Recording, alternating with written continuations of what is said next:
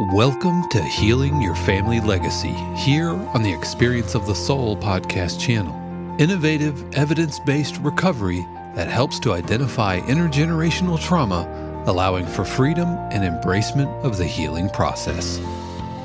Today, episode 72, Other Addictions, Part 1. And now your host, Dr. Donna Bevan-Lee. And this is Dr. Donna Bevan-Lee, helping you heal your family legacy. Welcome back. And today I'm going to continue with addictions. Now you might think, okay, when does this woman ever stop talking about addictions? And I will tell you that, we have a few more to go and then I'll stop talking about addictions. The reason, let me reiterate this, that I talk about all these addictions is because sometimes, especially the addictions I'll be talking about today, and some of the ones I talked about last time, are addictions that people may not know they have, and that addictions, just to simplify the definition so that you understand where I'm coming from, is addictions are behaviors or activities that a person does over and over again in spite of harmful consequences. All right. So like we were talking last week about spending debting addictions.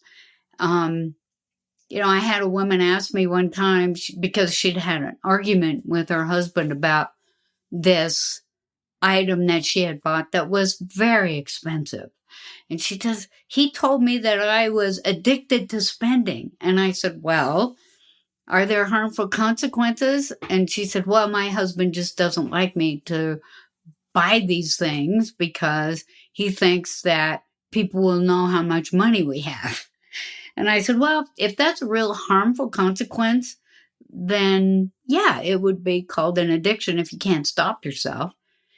And she said, well, of course I can stop myself. I just wanted this. And I said, well, are you going to go into debt? No. Could you afford it on the spot? Yes. Is anyone going to suffer from this? And it's like, well, no, maybe existentially, perhaps, but no. And I said, well, I don't think that's an addiction. Like if you buy something you want, it doesn't put you in the debtor's prison, make you bankrupt, have creditors following you around, doesn't take away from food on the table, I think we're good. So there has to be a harmful consequence that you continue to ignore and that you participate in the behavior over and over again, okay? So today I'm going to start out with work addiction.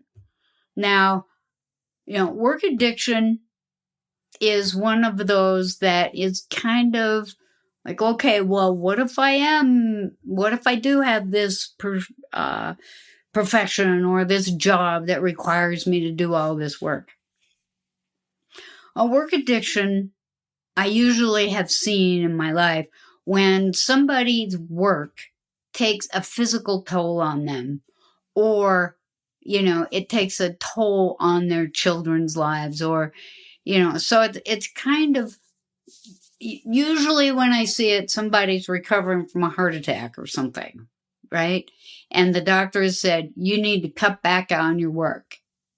And I will give you an example of what a work addiction would be. And, when I was working full-time, and I lived in, Seattle, so I saw a lot of people from big corporations there, like Amazon and Microsoft, and some of the other like Google, and some of those big companies that what I notice is that the requirements, the expectation that they have for their workers, and I'm not telling stories here because you've probably read it in the paper. People have been really angry about how much time and energy they have to put into their work just so they won't be in trouble, okay? So they won't lose their job. The expectations are ridiculous. I've had people in my office that literally work 16 hours a day at some of these corporations.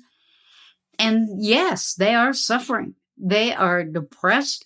They're angry. They haven't seen their children or their wives or, anything but whatever it is that they have to do to get to work and come home and crash, sleep. They don't have any leisure. That is ridiculous. And it does create work addiction. Now, there's other work that people get into work addiction. And that is, it's like, that's when the one I just described is when the employer is requiring people to, be involved in a work addiction because, there's harmful consequences. And yes, they continue to do it. But there are the ones where the worker has more power to determine whether or not they're in a work addiction. Those are the ones that individually you have more power over, you have more control over whether or not you continue. For instance, I've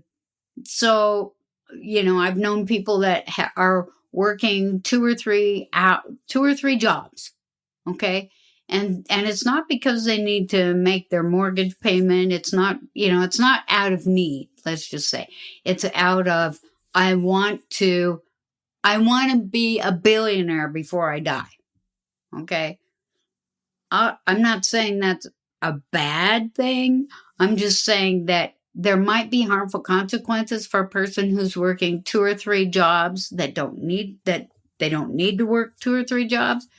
In the meantime, they've got blood pressure issues. They are drinking too much because by the time they get home, they have to do something to quote unquote calm down so that they can sleep. They haven't seen their kids. They don't go to their kids' games. They don't participate in their kids' lives that much. Their kids are starting to feel alienated. They might not even know they're feeling alienated.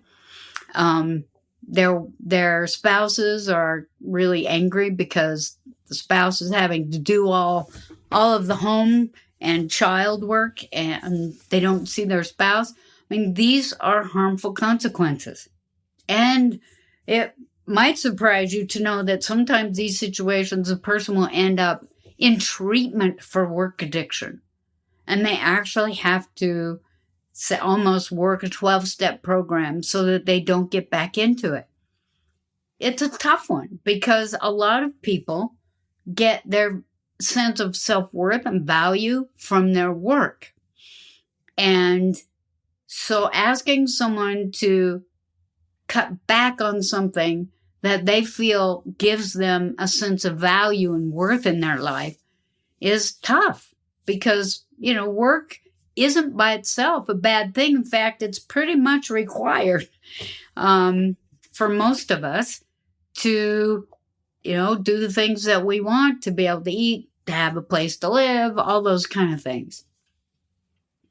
But again, going back to, do you do this over and over again in spite of harmful consequences?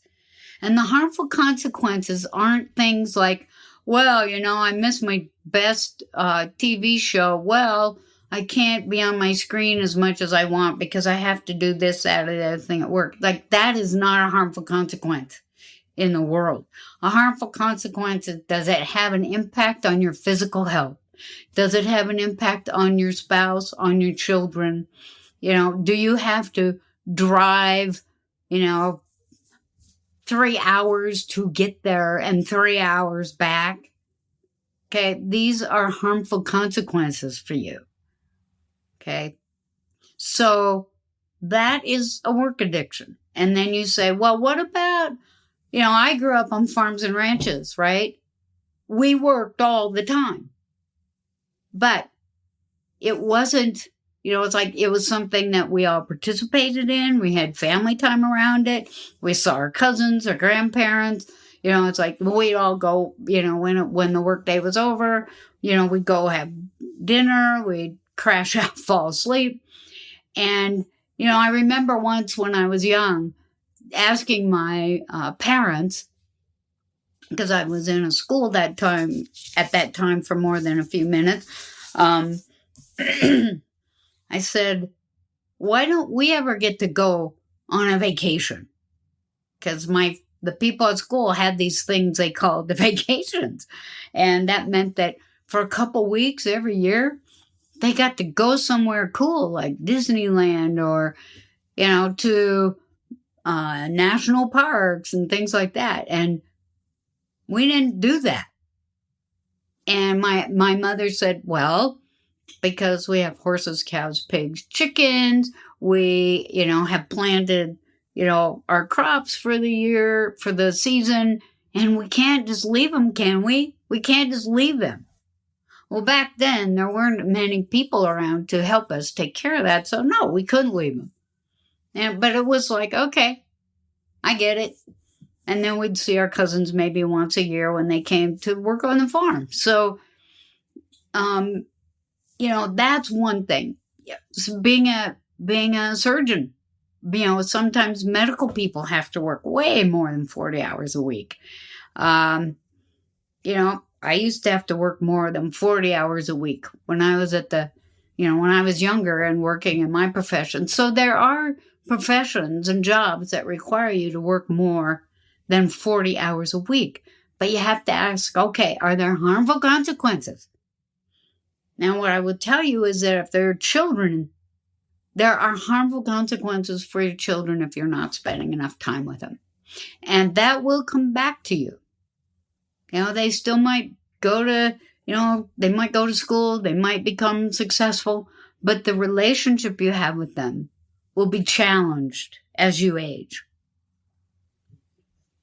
So, I think especially now, people are saying, if I'm going to go back to work in the office, or if I'm going to back to work for this company, I want to be more specific about what I want. And, probably what I get compensated is at the top of the list, but how much time I'm going to be able to have with my children and my spouse and being able to be in my community. I want that time. And I completely support that. Because the more time you have with your family, the less time I'm going to have to be in my office dealing with those kids that aren't getting what they need. Okay? So, good for you. So, the next one I want to talk about is video games. Now, I was talking to my producer about this a little bit, and he was talking about how, there's really some positive aspects of video games, and I think that's true. I mean, it's been shown that, especially when it comes to, say, military or, I had a guy, a physician talk to me about how, and he's a surgeon, and he was talking about how he played a lot of video games when he was young, and now when he does his surgical procedures, and he does surgical procedures that are really microscopic, it's like he knows how to, his brain has been trained how to do those little things. And, so he's a really great surgeon to do those really minute things like with eyes. And, it's like that is, you kind of need those skills. And so I do think that video games have a place, but if you play them over and over again in spite of harmful consequences, that would mean that you have an addiction. And there are treatment facilities just for treating adolescents and young adults who have gaming addictions. And that means that they are not, they're not in school, they're not interacting with other kids except over the internet while they're gaming. And usually they have avatars, so they don't even know who the real people are. Okay? They're not really interacting with other human beings in a one-to-one basis. They might not be getting enough sleep. They might not be willing to come and have, dinner with the family. And when they do, and this is another thing about addictions, is that it's an addiction when you stop and you go into withdrawal. Okay. And that's like, if you are a video gamer and when you stop, you can't eat, you can't sleep, you're pacing the floor, you don't know what to do with yourself, that would be called withdrawal.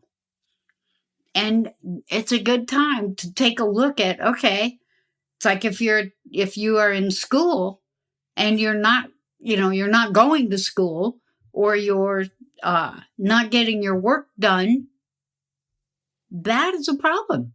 And if you continue, there will be really harmful consequences. And, your parents might not even know that you're doing this because maybe they've got their own addictions going on. You can see how this could be a real problem. On the other hand, it's like there's a lot of usefulness in video games. Like I said, you develop those fine motor skills way better than, say, hoeing weeds like I did in the field. It's like you still have small motor skills, but they're not nearly as honed as they are if you're playing video games. But, like I said, if you have harmful consequences that you continually ignore. Okay, that's like I noticed in my practice before I went, really limited practice, is that people, young people came in with thumb issues.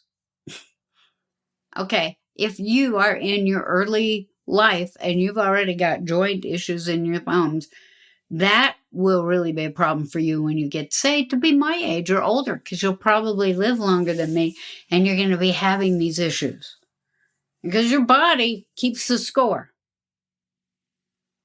And people who are in addictions have childhood trauma. Otherwise, they wouldn't be doing that. All right? They wouldn't be trying to get out of that reality. They wouldn't be trying to distract themselves so much. They would want to be into their family if they even stop to think about, what am I trying to distract myself from? What happens to me when I stop that behavior besides having withdrawal symptoms? Okay, so video gaming, I think the jury's out a little bit on really how much of an impact that has on people, positive or negative.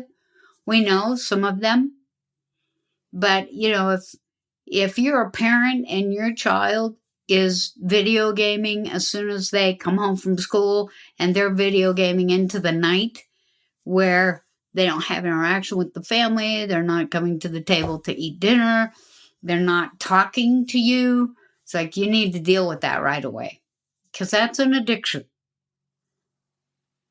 And it's like remembering back on, if you've been listening to this, you've heard me talk about, what do children want and need in their lives?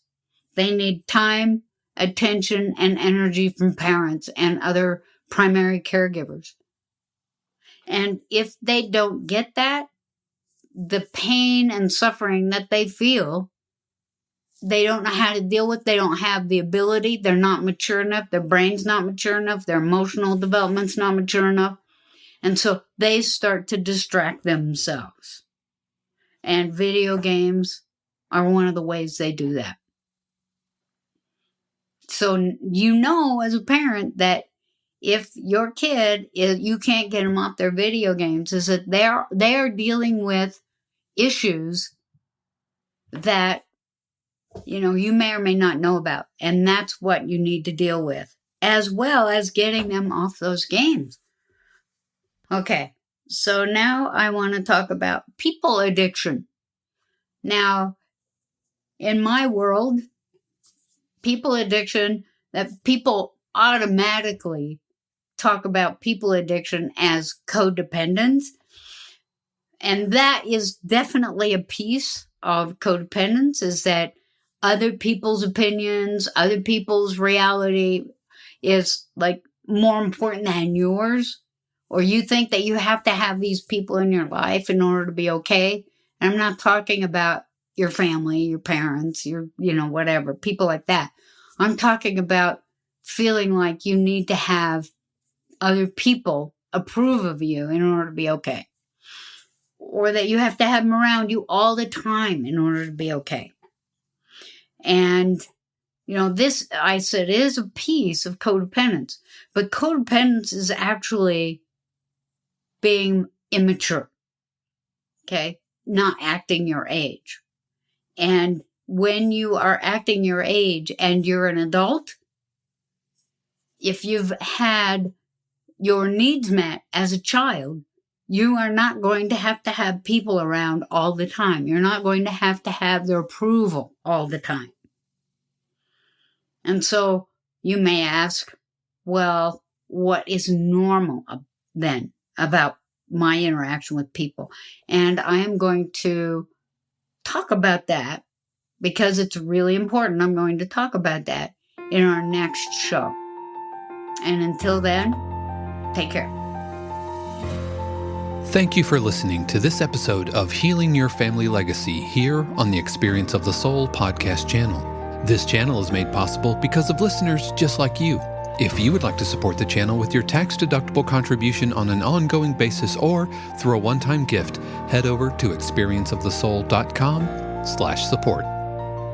Healing Your Family Legacy is copyright 2022, Dr. Donna Bevan-Lee, all rights reserved. Our theme music is composed by Dave Croft and used with permission.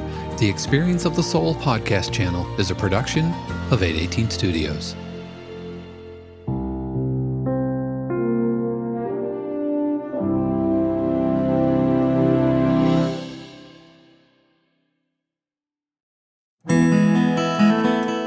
Hey friends, Sean here, your Experience of the Soul producer. I want to take a moment to tell you about something truly exciting. The SoulWorks online community, created by your host, Cynthia Alice Anderson, and available on the Mighty Networks app.